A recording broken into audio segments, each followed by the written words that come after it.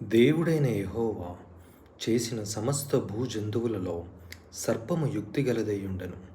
అది ఆ స్త్రీతో, ఇది నిజమా?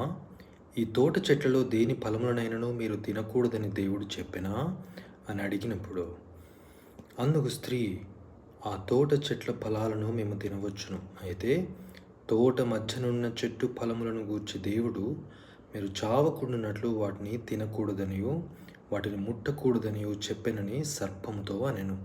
అందుకు సర్పము, మీరు చావనే చావరు. ఏలయనగా మీరు వాటిని తినుదినమున మీ కన్నులు తెరవబడుననియు మీరు మంచి చెడ్డలను ఎరిగిన వారే దేవతల వలె ఉందురనియు దేవునికి తెలియనని స్త్రీతో చెప్పగా, స్త్రీ, ఆ వృక్షము ఆహారమునకు మంచిదియు కన్నులకు అందమైనదియు వివేకమిచ్చు రమ్యమైనదియునయుండుట చూచినప్పుడు ఆమె దాని ఫలములలో కొన్ని తీసుకొని తిని తనతో పాటు తన భర్తకు ఇచ్చెను. అతడు కూడా తినెను.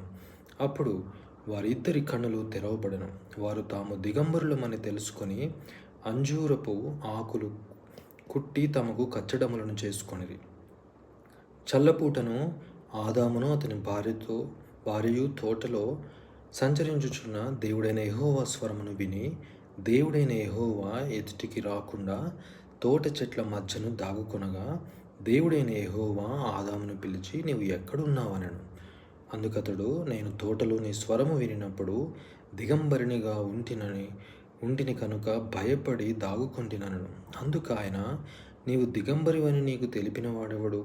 నీవు తినకూడదని నేను నీకు ఆజ్ఞాపించిన వృక్ష ఫలములు తింటివా అని అడిగాను. అందుకు ఆదాము, నాతో ఉండుటకు నీవు నాకిచ్చిన ఈ స్త్రీయే ఆ వృక్ష ఫలాలు కొన్ని నాకు ఇయ్యగా నేను తింటినను.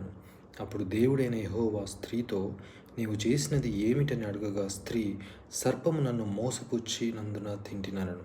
అందుకు దేవుడైన యెహోవా సర్పముతో, నీవు దీన్ని చేసినందున పశువులన్నిటిలోనూ భూజంతువులన్నిటిలోనూ నీవు శపించబడిన దానవై నీ కడుపుతో ప్రాకుచు నీవు బ్రతుకు దినములన్నీ మన్ను తిందువు.